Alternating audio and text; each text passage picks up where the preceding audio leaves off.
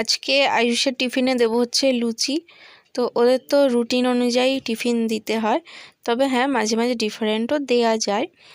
মাঝে মাঝে সময় না থাকলে কেক টেক দিয়ে দিই। তো যাই হোক, আজকে সময় ছিল তো ওই জন্য আমি লুচি করলাম। লুচি অথবা পরোটা যে কোনো একটা দেওয়া যেতে পারে।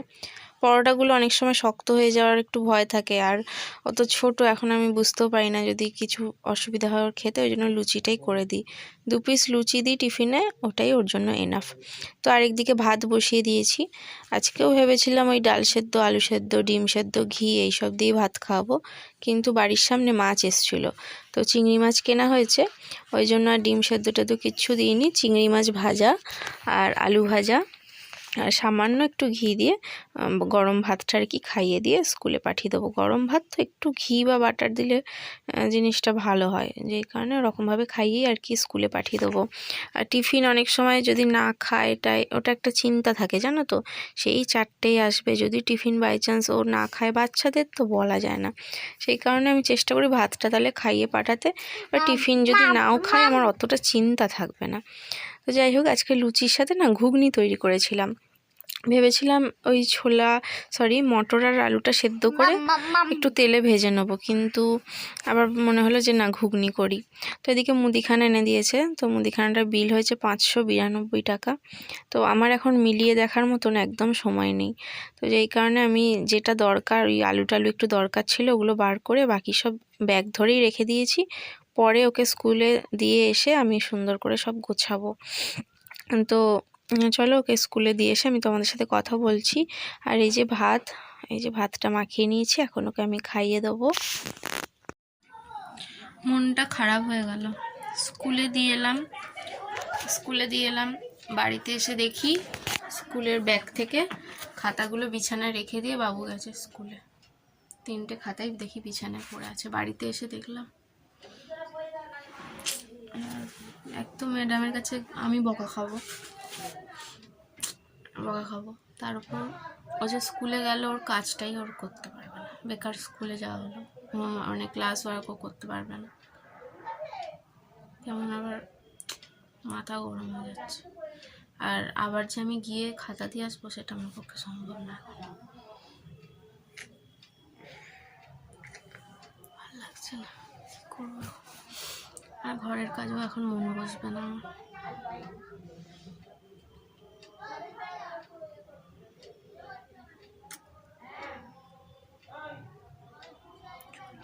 রাখছি, ভালো লাগে না আমার সাথে যে কেন এরকম হয়, আমি বুঝতে পারি না।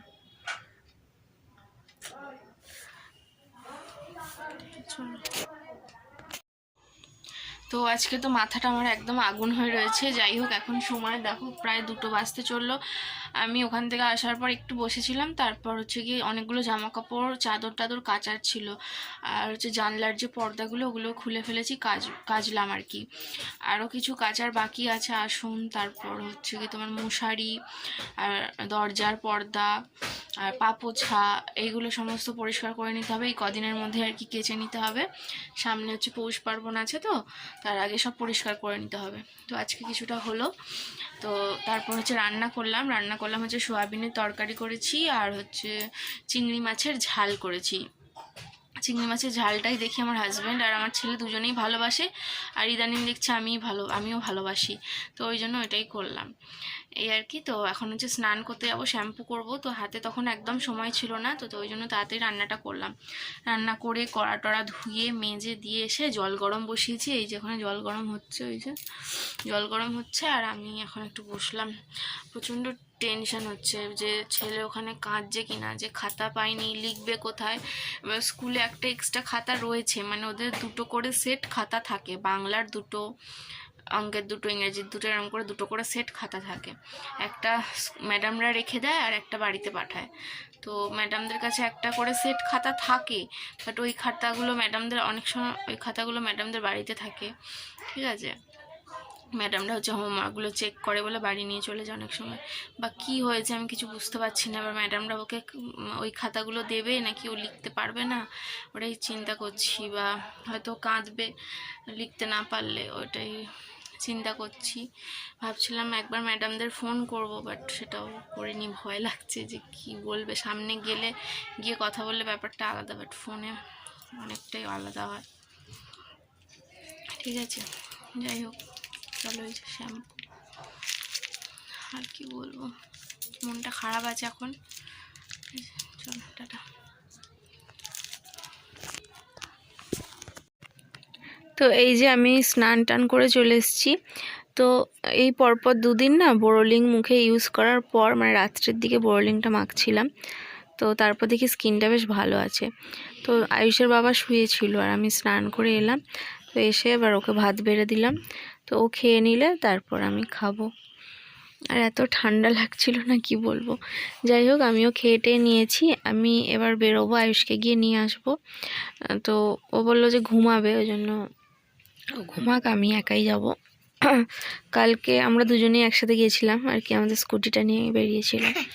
তো আজকে ও ঘুমাবে বললো, ওই জন্য আমি আর ওকে বললাম ঠিক আছে, আমি তাহলে টোটো করে যাই, গিয়ে ছেলেকে নিয়ে আসবো। তো ওদের ছুটি হবে হচ্ছে 3:45 সময়, 3:30 সময় আমাকে বেরোতে হবে, কেননা টোটোতে যেতে 10 মিনিট টাইম তো লাগবেই। তো দেখো, চুলটা আমার এখনও ভিজেই আছে, কিছু করার নেই, চুল শুকাতে তো অনেকটা দেরি লাগবে, তার উপর শীতকাল। তো এখনও ঘুমাচ্ছে, এই যে আমি বেরিয়ে গেলাম। তো এখন হচ্ছে সন্ধেবেলা আবার ভিডিওটা আমি স্টার্ট করছি। তো এখন হচ্ছে রুটি তৈরি করব। তো আজকে জানো তো অনেক কিছু গন্ডগোল হয়ে গেছিলো, পরে বলবো। যাই হোক, রুটি করছি। আমার আবার রুটি খেতে ইচ্ছা করছিল না, আজকে রুটি করাটাই মানে বেকার হয়ে গেল। আমার রুটি খেতে ইচ্ছা করছিল না, তো ভাবলাম তাহলে আয়ুষের বাবার জন্যই রুটিটা করি, আর আমি একটু মুড়ি খাবো। ঘুগনি রয়েছে, ঘুগনি দিয়ে বেশ মুড়ি খেতে ভালোই লাগে, ওই জন্য ভাবলাম মুড়ি খাবো, আর ছেলে একটা রুটি খাবে। আর কয়েকদিন ধরেই ভাবছি একটু সিমুই করব। সিমুইটা ইদানিং আমার একটু ভালোই লাগছে খেতে রুটি ফুটির সাথে, আর আয়ুষ দেখি খেতে খুব ভালোবাসে, যেই কারণে একটুখানি সিমুই করব। আয়ুষ গেছে পড়তে, আর ও যেহেতু পড়তে গেছে, আমি ঘরের টুকিটাকি কাজ, মানে সন্ধেবেলা না ঘরে একটা কাজ থাকে, দেখবে ঘর দোর ভালো করে গোছানো থাকে, তারপর কাঁচা জামা কাপড়গুলো গোছানো থাকে, তোলা থাকে, এই সব কাজগুলো সেরে টেরে নিয়েছি। তো এখানে সিমুইয়ের জন্য দেখো চিনি, ঘি, সিমুই, গুঁড়ো দুধ, আর এখানে তেজপাতা, এলাচ, কাজু বাদাম, কিশমিশ ছিল একটুখানি, তো সমস্তটা রেডি করে নিয়েছি। তো দেখো, আমি সমস্তটা দেখো ভালো করে একটু ঘিয়ের সাথে সুন্দর করে একটু লাল লাল করে ভেজে নেব। আর গুঁড়ো দুধটা একটু উষ্ণ গরম জলের সাথে ভালো করে মিশিয়ে নিয়েছি। লিকুইড দুধটা আমাদের ডেলি কেনা হয় না, ওই জন্য গুঁড়ো দুধটা ঘরে থাকলে বেশ একটু সুবিধা হয়, এই সবগুলো একটু করা যায়, যখন ইচ্ছা হয় তখনই আর কি করা যায়।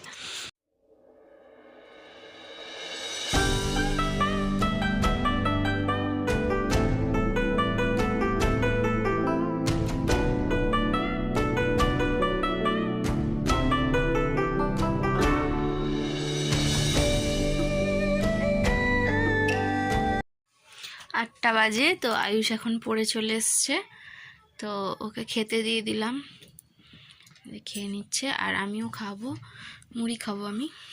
চলো খেয়ে নিই।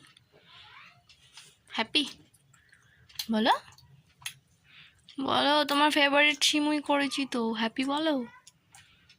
খেতে ব্যস্ত এখন, ঠিক আছে, খেয়ে নাও। আজকে স্কুলে যেই নতুন আর কি পড়া দিয়েছে, একদিনে 7টা করে ক্লাস হয়, প্রচুর চাপ। আগে তো 4টে করে হতো একদিনে, এবারে 7টা করে ক্লাস হয় একদিনে, 3:45 সময় ছুটি হয়, অনেকগুলো ক্লাস হয়। তো যাই হোক, বাড়িতে যে ম্যাডামের কাছে পড়ে, ম্যাডাম দেখো অনেকগুলো করিয়ে দিয়েছে, ভালোই হলো, আমার সুবিধাই হলো। ম্যাডাম বেশ অনেকটা করে দিয়েছে, বাংলা, ইংরেজি, অঙ্কটাও করিয়েছে।